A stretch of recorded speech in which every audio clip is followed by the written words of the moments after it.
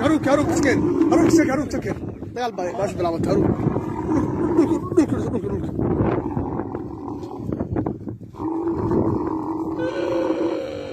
ساسو تاوا مالتي افراد شنات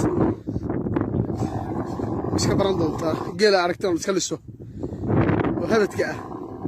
dibkaas laga maraa markii bilowga yihiin wadaay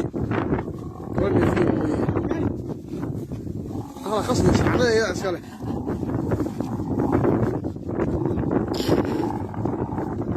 ma asla laga maraa geela